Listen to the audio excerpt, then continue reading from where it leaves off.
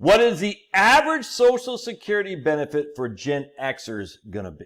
All right, that's what we're going to talk about here today, and we're going to bust out the PVC pipe of knowledge. So if you like the PVC pipe of knowledge, give me a thumbs up, will you? Just fondle, tickle.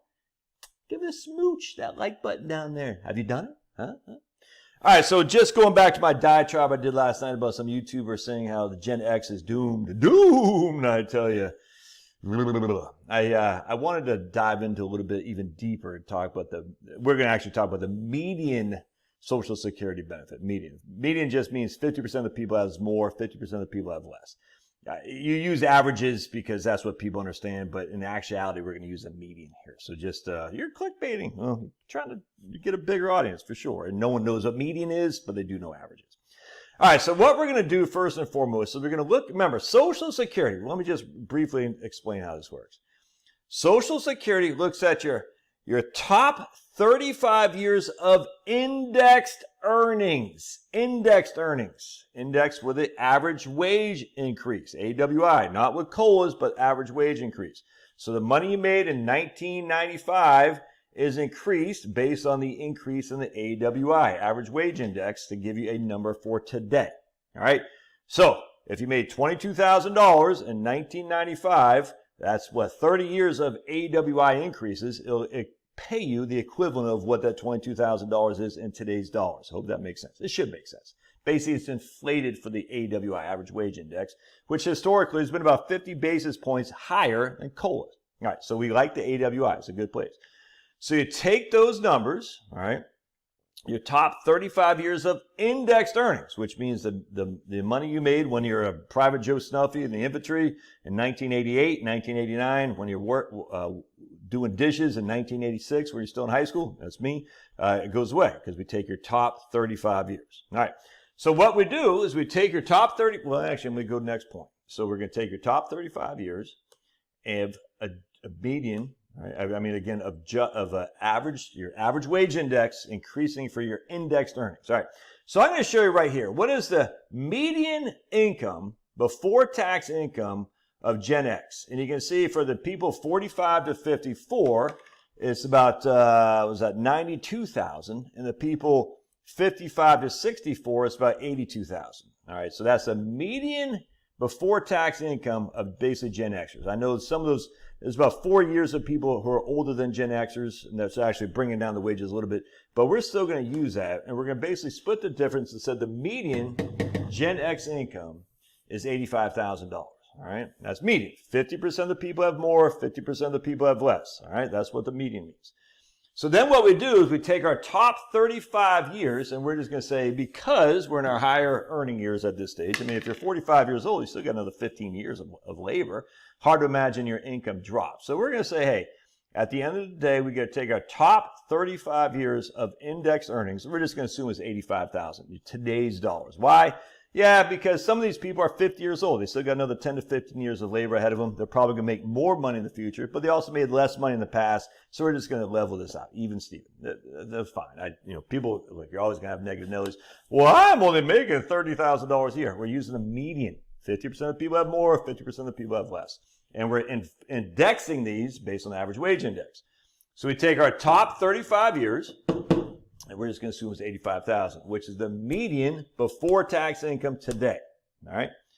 We're going to times that by 35 because we take the top 35 years of indexed earnings. That gives us basically $3 million of total indexed earnings that Social Security uses to give you your benefit base. $3 million. We divide that by 420 because we're shooting for what's called our average index monthly earnings, or AIME, because our AIME is what our Social Security benefit is based on. Not the 7,080. We're going to talk about the bend points here in just a second. But you take your top 35 years of indexed earnings, we're going to assume it's 85,000 a year. That gives us 2.957 million. Divide that by 420.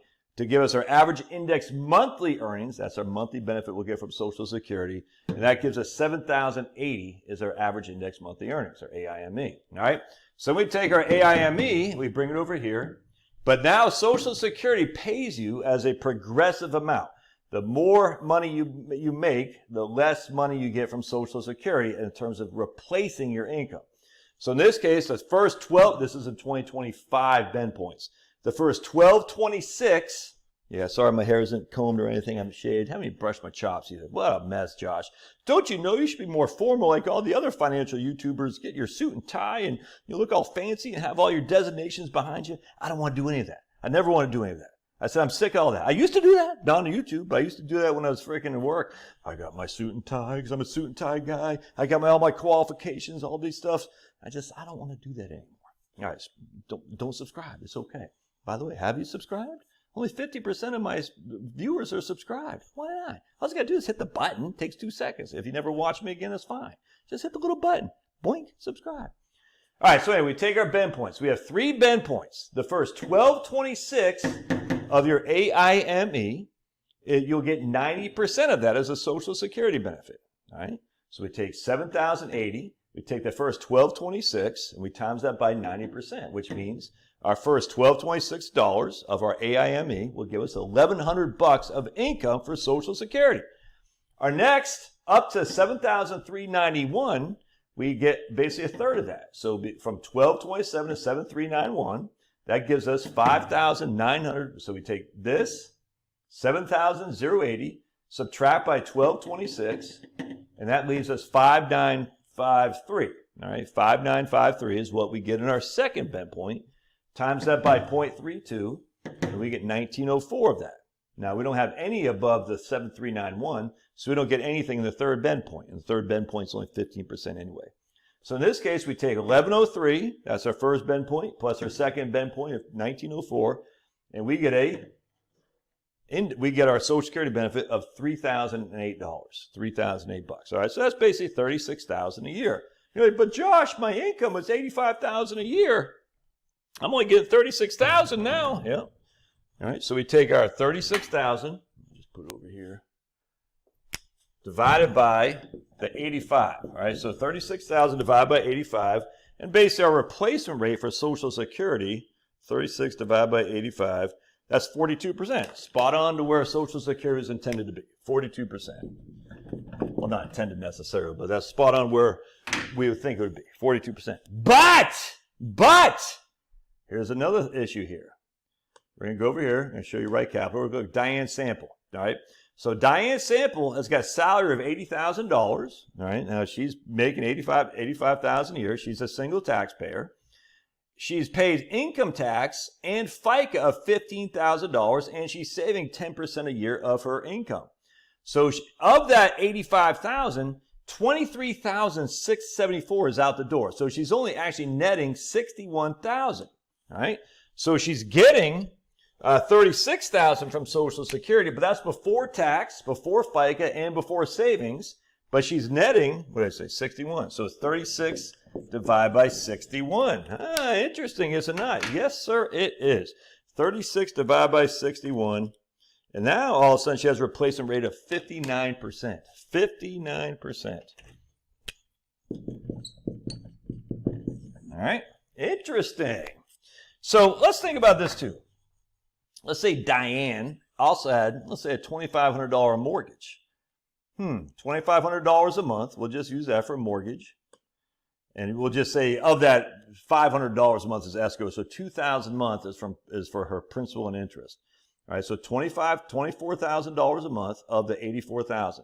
So we're going to take her mortgage, 24, plus her 43 right there, 23. All right, there's a method to the madness. Let me bring this down here now. So we got 24 plus 23 equals 47. So $85,000 a year, was it 23 for taxes and savings and all that? What was it? Yeah, 23.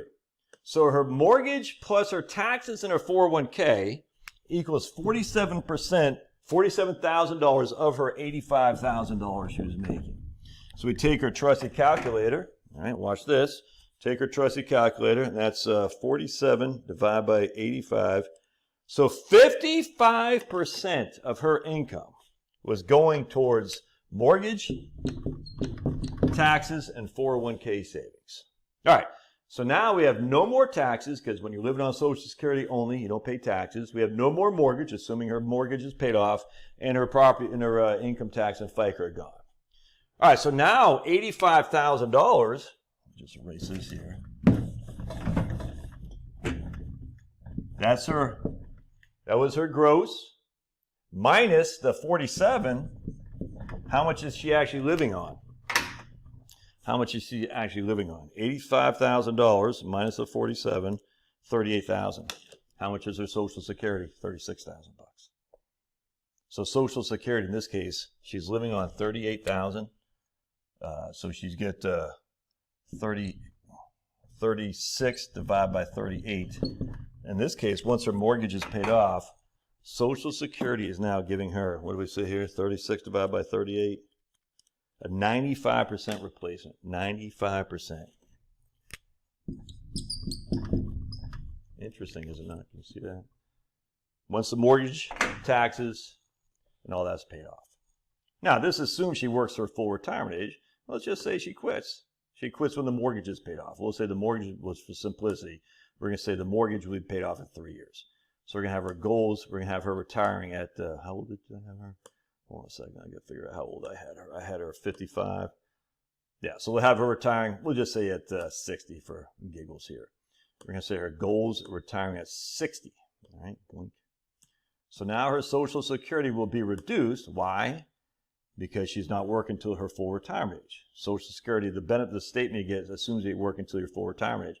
So now her benefit will be the equivalent of, hold on just a second, amigos, boink. Her benefit will be, boink, in future dollars, Social Security will, I got her kicking in there, hold on a second. Oh, right there. So she'll lose, is 48,000 there. She quits at, all right, so check this out. This might get a little bit confusing, but hang in there. So if she quits 5 years early, let's just assume she doesn't have 35 years of making $85,000. She only has 30 years of making $85,000. So we take a zero out of there. All right, watch this now. And that means she'll have 85 times, let's get the trusty calculator, 85 times 30. 85 times 30, 2.4, 2 point, let me just make sure I got 85 times 30. 85 times 30. 2.55 million as opposed to 2.97 million. I'm just going to say 2.55 there. All right. And so what we do here, 2.550. And so we take that 2.55, divide that by 420. And you can see I was going to adjust our AIME. And we say 2.55 divided by 420 gives us 6.070. All right, 6.070 is our AIME. So now we take the 6.77070 to reduce this over here.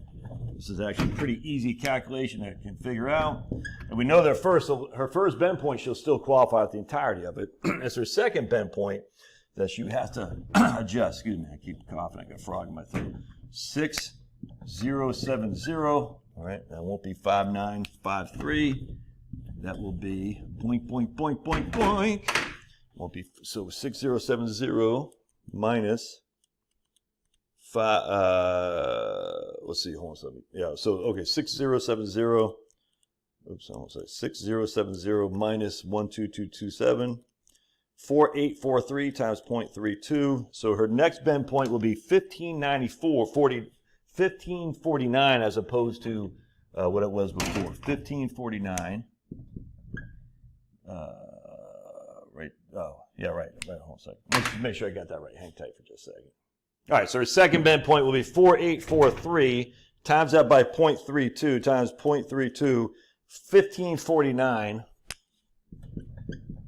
So we add 1549 to 1103 plus 1103, and her benefit is 2652. So if she look by 2652, that's her total benefit here, 2652. So she lost $350 a month in Social Security by quitting 5 years early. That's it, man. Come on, that's $350 times 12, that's $4,200. $4,200 a year by quitting 5 years earlier. Now, Social Security will replace less than what it did because she still has $85,000 as a replacement rate. Again, this assumes, all right, that she made $85,000 adjusted for AWI over the course of the 30 years that she has here. Not 35 anymore, but 30. All right, but still, I mean, Social Security is still going to give her, what's that, $32,000, $2,600 a month. What's that, 32,000? Oops, 26 times 12. Yeah, it's $31,200 a year. Replacing whatever that was over here. I forgot what it was. I forgot what it was. 38. So 32,000 a year. She needs $6,000 a year from her other income. And she's been saving 10% a year into her 401k anyway. All right, so 10% a year her whole career. Yeah, I mean, even if for 20 years, 10% a year over her $8,500 for 20 years, that's say 6% a year interest. Can that give her the money she needs? Maybe. I don't know. That's not too bad. That's not too bad. You tell me you can't retire off that? Especially you got no debt? You're single? Come on, man. Now, are you going to be freaking buying a catamaran? Probably not. But Social Security will give you a big boost to your retirement. And again, it's tax-free as long as Social Security is your only income. And if we have $6,000 a year from her 401k, so let's just say she has $6,000 a year, divide by 0.06, she needs to have $100,000 in her 401k. Can she have that saving 10 to 15 to 20 years at $8,000 pop? Of course. Of course. So $100,000 or 401k, $6,000 a year she's taken from it, no problem. On top of that, she's got $32,000 from her Social Security. All this is tax-free. But Generation X is doomed, I tell you. I love your thoughts. God bless. We'll see you.